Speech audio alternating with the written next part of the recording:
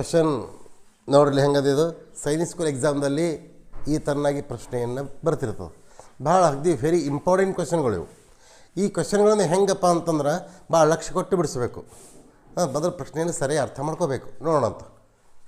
ಒಬ್ಬ ವ್ಯಕ್ತಿಯು ವಿಜಯಪುರದಿಂದ ಶುಕ್ರವಾರ 9:15 AM ಗೆ ಹೊರಟು ಮಂಗಳವಾರ 2:35 PM ಧಾರವಾಡವನ್ನು ತಲುಪಿದರೆ ಅವನು ತೆಗೆದುಕೊಂಡ ಸಮಯ ಎಷ್ಟು ಅಂತ ಕೇಳ್ತಾರೆ. ಅಂದರೆ ಮೊಟ್ಟ ಮೊದಲು ನಾವು ಏನು ಮಾಡಬೇಕು, ಶುಕ್ರವಾರ ಎಷ್ಟು ಸಮಯವನ್ನು ತಗೊಂಡಾನ ಮೊದಲು ನೋಡಬೇಕು. ಶುಕ್ರವಾರ ಎಲ್ಲಿಂದ ಪ್ರಾರಂಭ ಮಾಡಿ ನಾವು 9:15 9:15 ಯಾವ 9:15 ಮುಂಜಾನೆ 9:15 ಆಯಿತು. ಮುಂಜಾನೆ 9:15 ಆಯಿತು. ಹೌದಾ?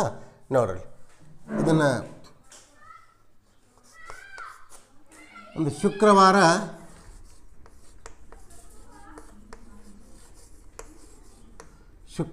ತೆಗೆದುಕೊಂಡಂಥ ಗಂಟೆಗಳು ಎಷ್ಟಪ್ಪ ಅಂದರೆ 24 ಗಂಟೆಯಲ್ಲಿ -9 ಗಂಟೆ 15 ನಿಮಿಷವನ್ನು ನಾನು ಮೈನಸ್ ಮಾಡ್ತೀನಿ.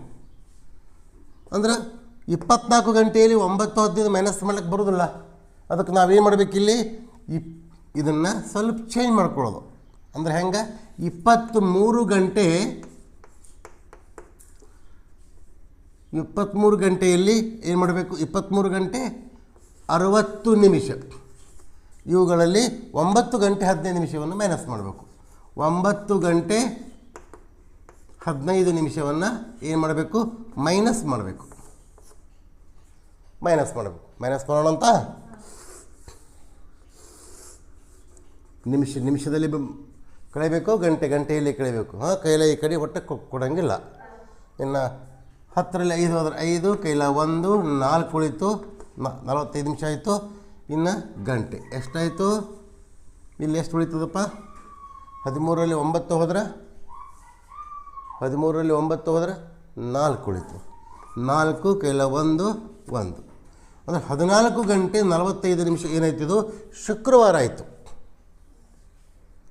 ಹೌದಲ್ಲ? ಆಮೇಲೆ ಶುಕ್ರವಾರದಿಂದ ಶನಿವಾರ ಸಂಪೂರ್ಣ ದಿವಸವನ್ನು ತಗೊಂಡಾನ. ಅಂದರೆ 20 ಎಷ್ಟಾಯಿತು, 24 ಗಂಟೆ ಆಯಿತು. ಶನಿವಾರದಿಂದ ರವಿವಾರ ಇಲ್ಲಿನ 24 ಗಂಟೆನೇ ತೊಗೊಂಡ್ಬಿಡ್ತು ಕಂಪ್ಲೀಟ್ ತೊಗೊಂಡ. ಯಾಕೆ ಮಂಗಳವಾರ ತನಕ ಹೋಗ್ಬೇಕಲ್ಲ ನಾವು. ರವಿವಾರ ಆಮೇಲೆ ಸೋಮವಾರ,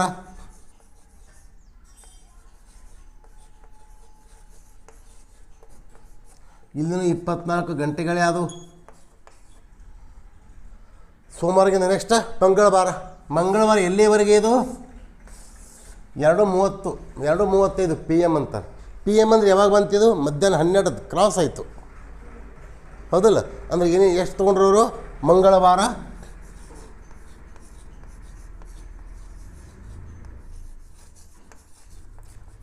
ತೆಗೆದುಕೊಂಡದ್ದು ರಾತ್ರಿ 12ರಿಂದ ಮಧ್ಯಾಹ್ನ 12ವರೆಗೆ ಏನಾಗ್ತದೆ, 12 ಗಂಟೆ ಆಯಿತು. 12 ಗಂಟೆ ಆಯಿತು ಪ್ಲಸ್ ಆಮೇಲೆ ಮತ್ತೇನಾಗ್ತದೆ, 12 ಗಂಟೆಯಾಗಿಂದ ಮುಗಿಲಿಲ್ಲ ಪ್ರಯಾಣ, ಮಧ್ಯಾಹ್ನ 2 ಗಂಟೆ 35 ನಿಮಿಷ ತನಕ ಹೋಗಬೇಕಲ್ಲ. ಅಂದರೆ ಎಷ್ಟಾಯ್ತು ಅಲ್ಲಿ 2 ಗಂಟೆ 35 ನಿಮಿಷ. ಇಷ್ಟು ಪ್ಲಸ್ ಮಾಡಬೇಕು. 12 ಗಂಟೆಯಲ್ಲಿ ಇಷ್ಟು ಪ್ಲಸ್ ಮಾಡಬೇಕು. ಅಂದರೆ ಇಷ್ಟು ಮಾಡಬೇಕಂದಾಗ 12 1 2 ಎಷ್ಟು, 14 ಗಂಟೆ 35 ನಿಮಿಷ. ಅಂದರೆ ಪ್ರತಿ ದಿನದಲ್ಲಿ ಎಷ್ಟೆಷ್ಟು ಗಂಟೆಗಳನ್ನು ಪ್ರಯಾಣ ಆಯಿತು ಅನ್ನೋದು ನಾವು ಕಂಡುಹಿಡಿದೀವಿ. ಅಂದ್ರೆ ಶುಕ್ರವಾರ ಎಷ್ಟಾಯಿತು, 14 ಗಂಟೆ 45 ನಿಮಿಷ, ಶನಿವಾರ 24 ಗಂಟೆ, ರವಿವಾರ 24 ಗಂಟೆ, ಸೋಮವಾರ 24 ಗಂಟೆ, ಮಂಗಳವಾರ 14 ಗಂಟೆ 30 ನಿಮಿಷ. ಈ ಎಲ್ಲ ಗಂಟೆಗಳನ್ನು ಕೂಡಿಸಿದಾಗ ಒಟ್ಟು ಪ್ರಯಾಣವನ್ನು ನಮಗೆ ಸಿಗ್ತದೆ. ಎಲ್ಲ ಗಂಟೆಗಳನ್ನು ಕೂಡಿಸ್ಬೇಕಾದ್ರೆ ಹೆಂಗೆ ಮಾಡಬೇಕು ನೋಡ್ರಿ. ಇಲ್ಲಿ ಮೊದಲ ಏನು ಮಾಡೋದು, ಎಲ್ಲ ಅಷ್ಟು ಕೂಡಿಸ್ಬಿಡೋದು ಕಂಪ್ಲೀಟ್. ಮೊದಲು ಶುಕ್ರವಾರ ಕೂಡಿಸೋಣ, 14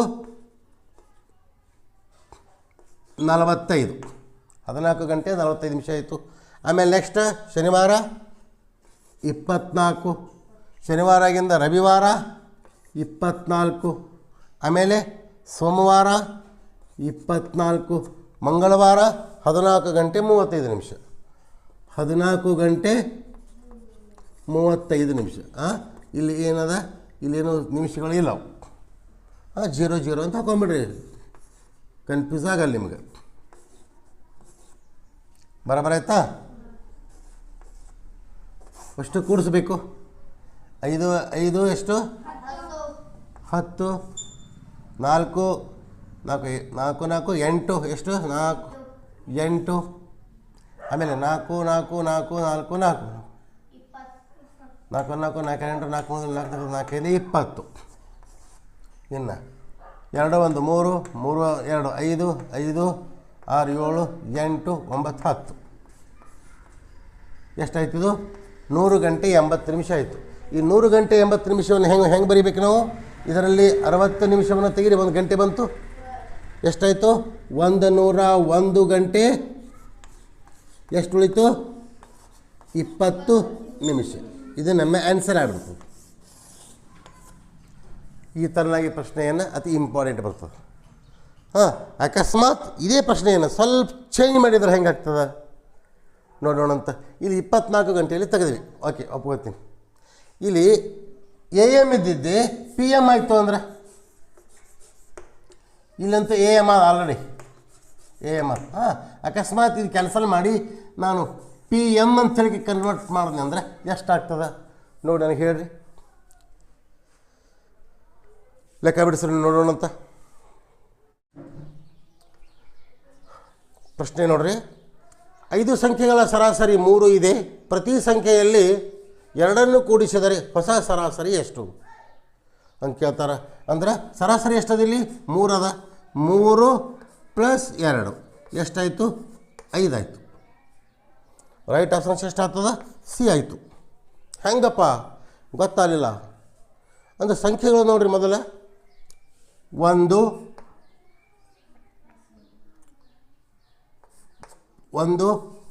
1ರಲ್ಲಿ ಎಷ್ಟು ಕೂಡಿಸ್ಬೇಕು? ಪ್ರತಿ ಸಂಖ್ಯೆಯಲ್ಲಿ ಕೂಡಿಸ್ಬೇಕಲ್ಲ. 1 ಮೊದಲು ಸಂಖ್ಯೆಗಳು ಬರ್ಕೊಳ್ಳೋಮು. 1 2 3 4 5 ಅದಾವ. ಪ್ರತಿ ಸಂಖ್ಯೆಯಲ್ಲಿ ಎಷ್ಟು ಕೂಡಿಸಂದಾರವರು? 2 ಕೂಡಿಸಿದ್ದಾರೆ ಅಂದಾರ. ಅಂದ್ರೆ +2, ಆಮೇಲೆ +2, ಆಮೇಲೆ +2, ಆಮೇಲೆ +2, ಆಮೇಲೆ +2 ಕೂಡಿಸಿದರೆ ಎಷ್ಟು ಸಂಖ್ಯೆಗಳದು? 5 ಸಂಖ್ಯೆಗಳವು. ಹೌದಾ? ಅದು ಸೂತ್ರ ಇರೋದಕ್ಕೆ ಕೊಟ್ಟಿರುವ ಎಲ್ಲ ಸಂಖ್ಯೆಗಳ ಮೊತ್ತ ಅಂತಾರೆ. ನಾವು ಅದಕ್ಕೆ ಇಲ್ಲಿ ಏನು ಮಾಡಬೇಕು? ಪ್ಲಸ್ ಪ್ಲಸ್ ಪ್ಲಸ್ ಪ್ಲಸ್ ಆಯಿತು. ಈಕ್ವಲ್ ಟು ಎಷ್ಟಾಗ್ತದೆ ನೋಡ್ರಿ?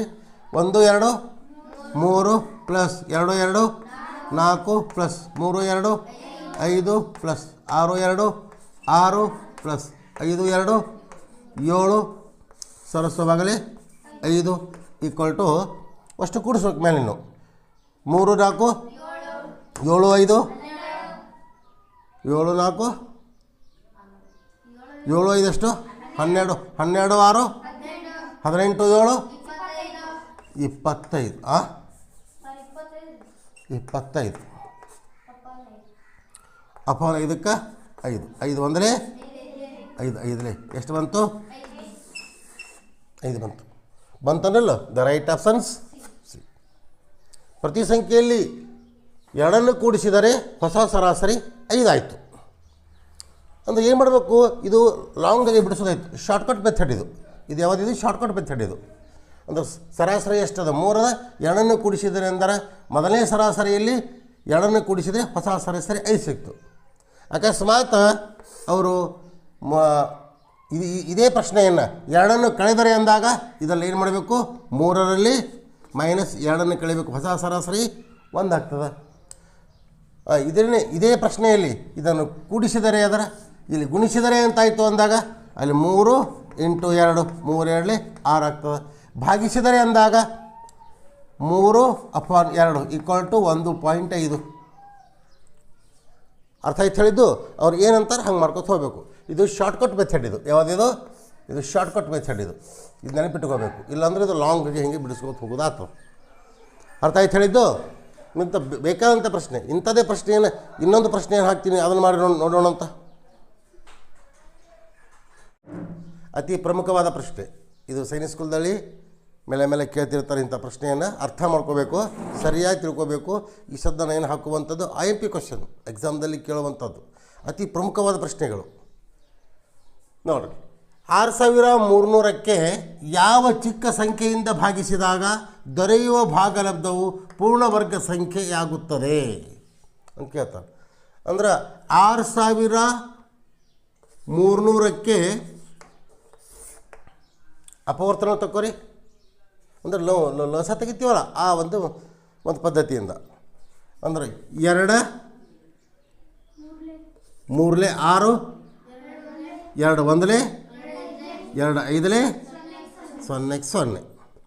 ಆಮೇಲೆ 2 1 2 5 10 1 ಉಳಿತು, 2 7 14 1 ಉಳಿತು, 2 5. ಆಮೇಲೆ 5 ತೋತೀನಿ, 5 5 3 15, 5 1 5, 5 5 ಮತ್ತೆ 5 ತೋತೀನಿ, 5 6 30, 5 3 15. ಈ ಸದ್ದ 3 ತೋತೀನಿ, 3 2 3 1, ಆಮೇಲೆ 3 7, ಆಮೇಲೆ 7 1. ಇಷ್ಟು ತಗೊಂಡೇವಿ, ಒಂದು ಬರುತ್ತಾನೆ ಮಾಡಿದೆವು. ಇಲ್ಲಿ ಏನು ಮಾಡಬೇಕು, ಎರಡೆರಡು ಸಂಖ್ಯೆಗಳ ಜೋಡಿನೇ ಮಾಡ್ಕೋಬೇಕು. ಹಾಂ, ನೋಡಲಿ, ಈ 2 ಕೂಡಿ ಒಂದು ಗುಂಪ, ಇವೆರಡು ಕೂಡಿ ಒಂದು ಗುಂಪ, ಇವೆರಡು ಕೂಡಿ ಒಂದು ಗುಂಪ, ಇದು ಸಿಂಗಲ್ ಆಯ್ತಲ್ಲ, ಇದೇ ನಮ್ಮ ಆನ್ಸರ್ ಆಗ್ತದೆ ರೀ. The right option C, right option C. ಮತ್ತು ಇವು ಸೀರ್ಲಾಗೆ ಬಂದವು, ಹಿಂದೆ ಮುಂದೆ ಆದ್ರೆ ಒಟ್ಟು ಹೆಂಗ್ಯಾಕೆ ಬರ್ಲಿಕ್ಕವು, ಒಟ್ಟು ಎರಡೆರಡು ಸಂಖ್ಯೆಗಳ ಗುಂಪು ಮಾಡಿ ಒಂದು ಸಿಂಗಲವನ್ನು ಟಚ್ ಅಪ್ ಕೊಟ್ಬಿಡ್ಬೇಕು. 7ರಿಂದ 6300ಕ್ಕೆ ಭಾಗ ಮಾಡಿದಾಗ ಬಂದಂಥ ಉತ್ತರ ಪೂರ್ಣವರ್ಗ ಸಂಖ್ಯೆ ಆಗಲೇಬೇಕು. ಅರ್ಥ ಆಯ್ತು ಹೇಳಿದ್ದು?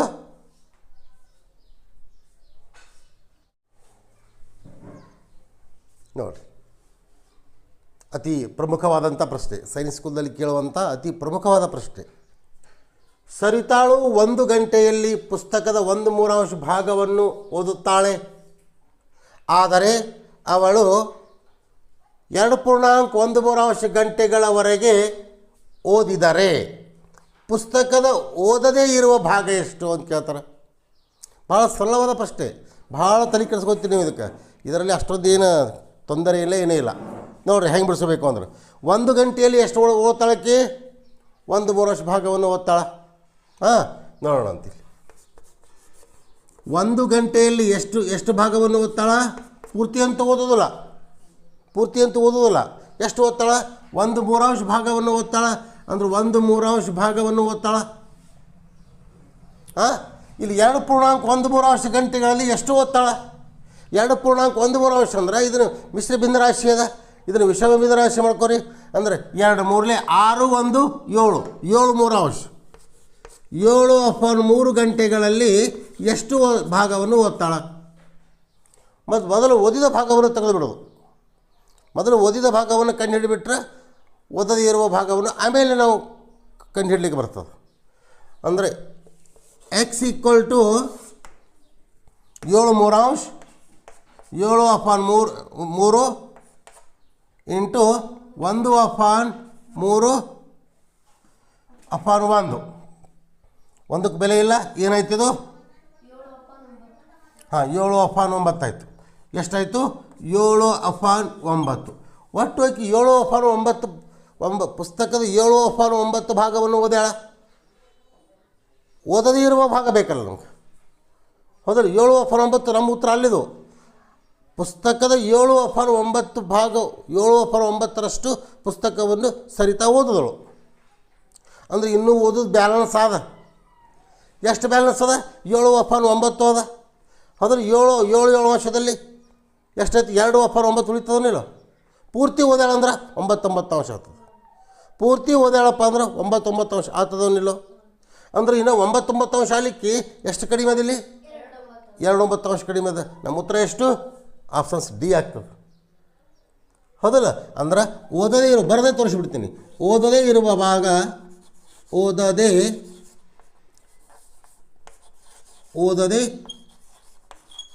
ಇರುವ ಭಾಗ, ಓದದೇ ಇರುವ ಭಾಗ ಫುಲ್ ಪುಸ್ತಕ ಪೂರ್ತಿ ಓದೋದಲ್ಲಪ್ಪ ಅಂದ್ರೆ ಎಷ್ಟು ಓದ್ತಾಳಕ್ಕಿ? 99 ಅಂಶ ಓದ್ತಾಳೆ ಅಥವಾ 1 ಓದ್ತಾಳೆ. ಒಂದು ಪುಸ್ತಕವನ್ನು ಪೂರ್ತಿ ಓದ್ತಾಳೆ ಅಂದ್ರೆ ಒಂದೇ, 99 ಅಂಶ ಓದ್ತಾಳೆ ಅಂದ್ರೆ ಒಂದೇ. ಹೌದಲ್ಲ? ಅಕಸ್ಮಾತ್ ಪೂರ್ತಿ ಪುಸ್ತಕದಲ್ಲಿ, ಇದು ಪೂರ್ತಿ ಪುಸ್ತಕ ಆಯಿತು, ಪೂರ್ತಿ ಪುಸ್ತಕದಲ್ಲಿ ಎಷ್ಟು ಓದ್ತಾಳಕ್ಕಿ? ಪೂರ್ತಿ ಓದೇ ಇಲ್ಲ. ಪೂರ್ತಿ 99 ಅಂಶಕ್ಕೆ 99 ಅಂಶನ ಓದಿಬಿಟ್ಟಾಳಂದ್ರೆ ಉಳಿದ ಭಾಗ 0 ಆಗ್ತದೆ. 99 ಅಂಶದಲ್ಲಿ ಎಷ್ಟು ಓದಾಳಕ್ಕಿ? 7-9 ಅಂಶ ಮಾತ್ರ ಓದ್ಯಾಳ. ಅಂದ್ರೆ -7/9 ಮೈನಸ್ ಮಾಡಿಬಿಡ್ರಿ. ಇಲ್ಲಿ ಲಸ ತೆಗೆದ ಅವಶ್ಯ ಇಲ್ಲ, ನಾಟ್ ನೆಸರಿ. ಯಾಕೆ? ಛೇದ ಒಂದೇ ಅದ. 9ರಲ್ಲಿ 7 ಅಂದ್ರೆ ಎಷ್ಟು? 2. ಎಷ್ಟಾಯ್ತು ನಮ್ಮ ಉತ್ತರ? 2/9 ಅಂಶ. The right options D. The right options D. ಅರ್ಥ ಆಯಿತು? ನೋಡ್ಕೋರಿ, ಪ್ರಶ್ನೆ ನೋಡ್ಕೋರಿ.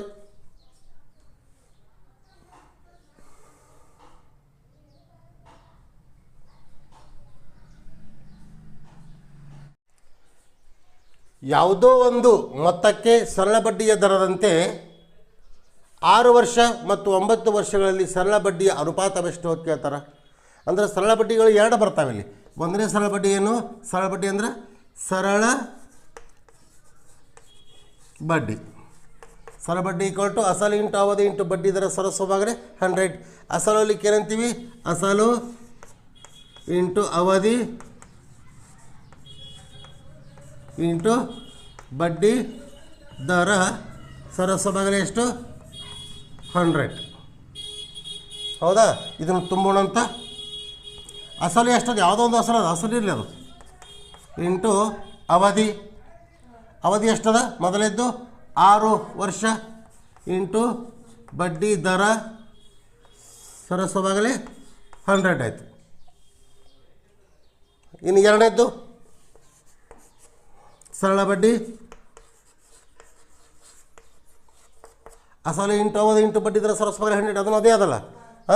ಅಸಲು ಅವಧಿ 9 ವರ್ಷ, 9 ವರ್ಷ ಅದನ್ನಿಲ್ಲ, ಇಂಟು ಬಡ್ಡಿ ದರ ಅಪಾನ್ 100. ಅನುಪಾತವನ್ನು ಕೇಳ್ಯಾರ. ಅನುಪಾತದ ಏನು ಮಾಡಬೇಕು? ಸರಳ ಬಡ್ಡಿ ಅಪಾನ್ ಸರಳ ಬಡ್ಡಿ. ಮೊದಲನೇ ಸರಳ ಬಡ್ಡಿ ಅಪಾನ್ ಎರಡನೇ ಸರಳ ಬಡ್ಡಿ. ಅಂದರೆ ಮೊದಲನೇ ಸರಳ ಬಡ್ಡಿ ಎಷ್ಟದಿಲ್ಲಿ? ಅಸಲು ಇಂಟು ಅವಧಿ ಇಂಟು ಬಡ್ಡಿ ದರ. ಅವಧಿ ಎಷ್ಟದಿಲ್ಲಿ?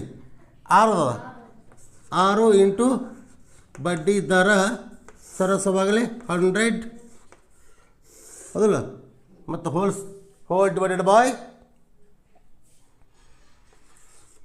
ಅಸಲು ಇಂಟು 9 ಇಂಟು ಬಡ್ಡಿ ದರ ಸರಸವಾಗಲೇ 100.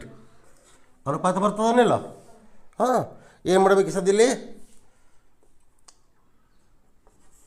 ಅಸಲು ಇಂಟು 6 ಇಂಟು ಬಡ್ಡಿ ದರ ಸರಸವಾಗಲೇ 100 ಇಂಟು ಇದನ್ನು ವೃತ್ಕ್ರಮ ಆಗ್ತದ. ಹೆಂಗಾಗ್ತದ? 100 ಸರಸವಾಗಲೇ 100 ಸರಸವಾಗಲೇ ಅಸಲು ಇಂಟು 9 ಇಂಟು ಬಡ್ಡಿ ದರ ಆಯಿತು. ಹೌದಾ? ಛೇದ ಹಾಕೊಳ್ಳೋಮ್ಮ. 100 ಕ್ಯಾನ್ಸಲ್ ಆಯಿತು. ಅಸಲು ಕ್ಯಾನ್ಸಲ್ ಆಯಿತು. ಬಡ್ಡಿ ದರ ಕ್ಯಾನ್ಸಲ್ ಆಯಿತು. ಉಳಿತೇನಿಲ್ಲಿ? 6/9 ಆಯಿತು. ಇಲ್ಲಿ 2 3 2 3 ಅಂದರೆ 2/3 ಉಳಿತು. ಅನುಪಾತದಲ್ಲಿ ಬರೆದಾಗ 2/3. ಇದು ನಮ್ಮ answer. The right options C. The right options C. That's all. ಅರ್ಥ ಆಯಿತು?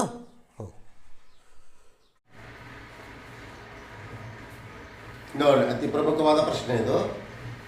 ಯಾವುದೋ ಒಂದು ಮೊತ್ತಕ್ಕೆ ಸಾಲಿಯಾನ್ ಶೇಕಡ 6% ದರದಂತೆ 3 ವರ್ಷಗಳಲ್ಲಿ 720 ಸರಳ ಬಡ್ಡಿ ಆಗುತ್ತದೆ.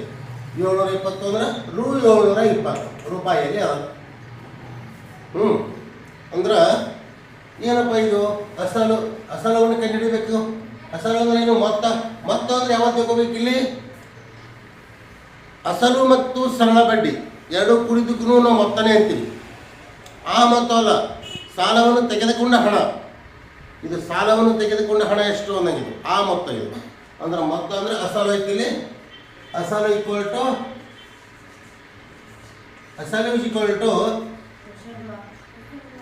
ಇಲ್ಲ ಸೂತ್ರ ಹಾಕ್ಬಿಡ್ತೀನಿ. ಅಸಲು ಈಕ್ವಲ್ ಟು ಸರಳ ಬಡ್ಡಿ ಇಂಟು 100,